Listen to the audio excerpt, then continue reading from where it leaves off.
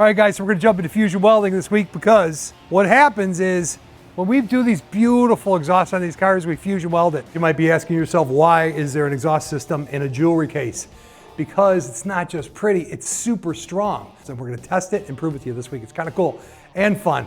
Stefan's Jewelers in McHenry, great guys. Come see Max if you need a stocking stuffer. All right, that's it for the plugs. Let's get to welding and see what that's all about. And we always do a Bible study at the end because the Bible study actually changed my life and I love sharing it with you guys. All right, let's roll. Sold. Sold. Sounds special, 20% off.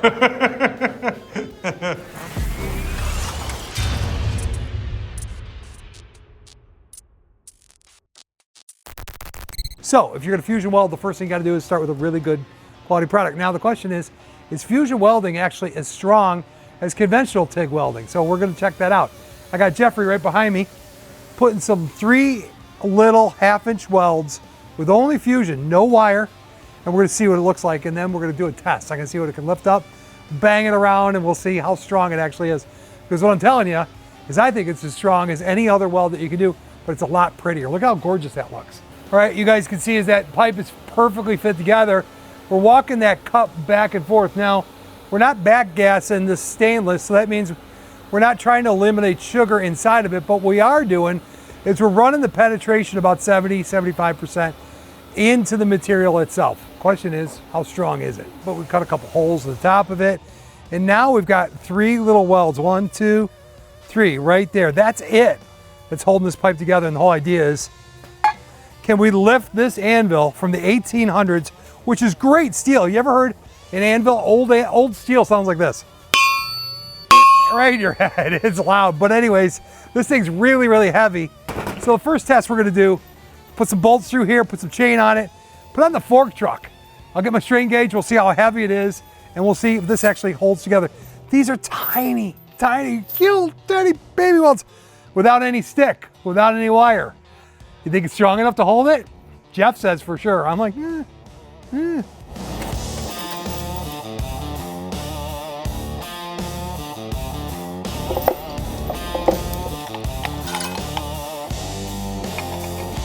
There's nothing safe about this. There's no way this is holding. This is never gonna hold. All right, go ahead. Whoa!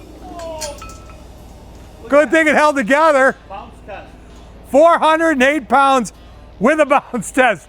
Okay, technically it didn't go as I planned, but it's safe and it's good. Check it out though. Those 3 tiny little welds, right, are actually holding that 400 pounds right there. Question is, do you think you got that kind of stress in your exhaust? Kids, don't try this at home.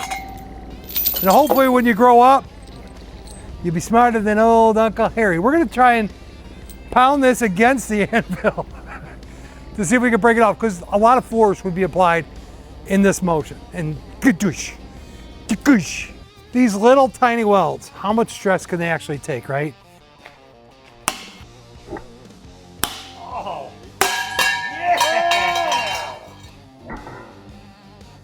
Crappy welds, I told you. All right, let's get back to building the cars. It's strong, it's real strong. Apparently so is Jeff.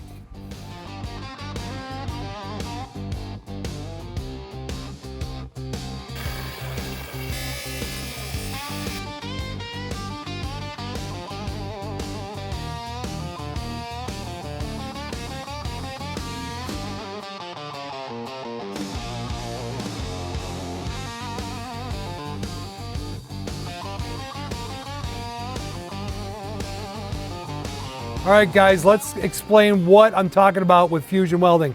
See this big gap right here? When we put this hanger in place, we're gonna actually have to use a filler rod like these, right?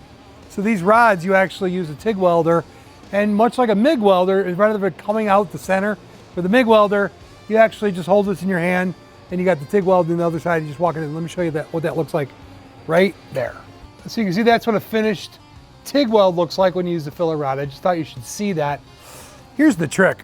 This thing, right, is all about fitment. You can't fusion weld unless you have it that tight, okay? So what essentially you're doing is you're superheating the cup and you're just melding and walking the material together. It's pretty slick. Look Let me show you under the car where it's different types of welds. If you look at this weld here, this weld here, this is from the factory that actually made the muffler, but these are all filler rod type welds, like with the TIG, right?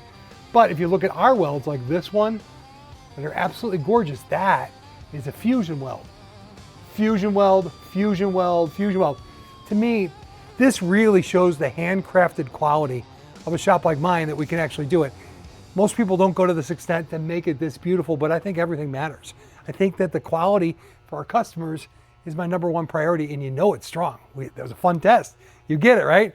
All right, you guys can see that we put a lot of heart into making these cars the best that we can. Speaking about being the best that we can, the Bible study can change your life, man. It's always the favorite part of the episode for me to share with you guys. Let's go do that, because I think you're going to dig where we're reading today.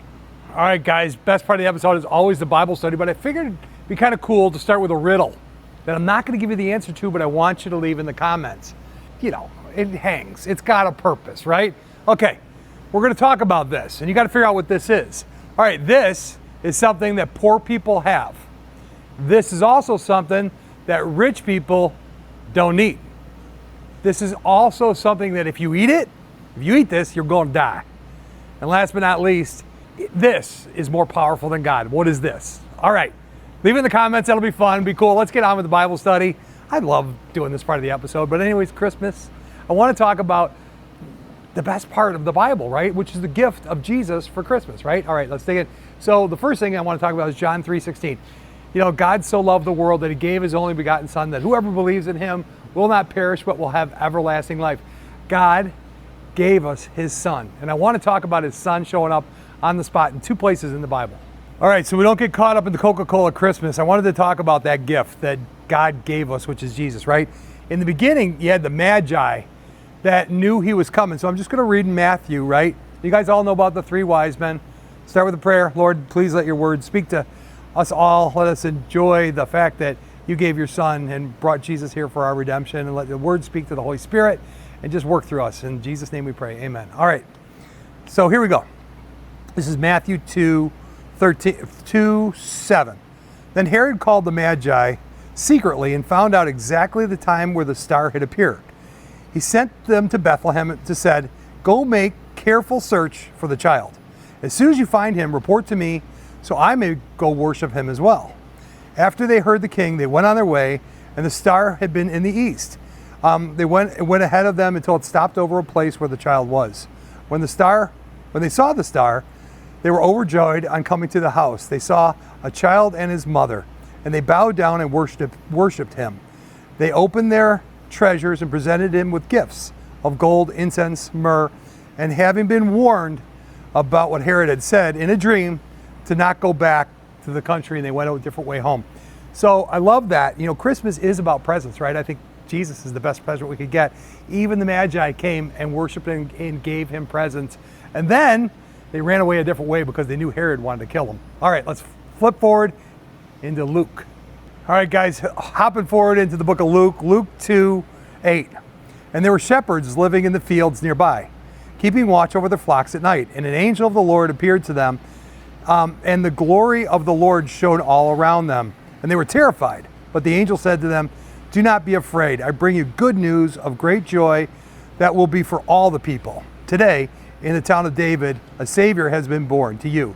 He is the Christ, the Lord.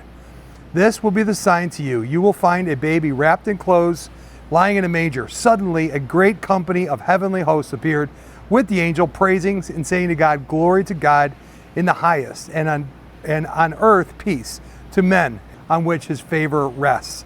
So here's what I'm bringing up to you guys. It's Christmas, right? There's presents like the Magi brought. There's a party. You know, these guys were praising God. They were praising the fact that Jesus was born. You know, to me, when it says they were praising, it means they were singing, right?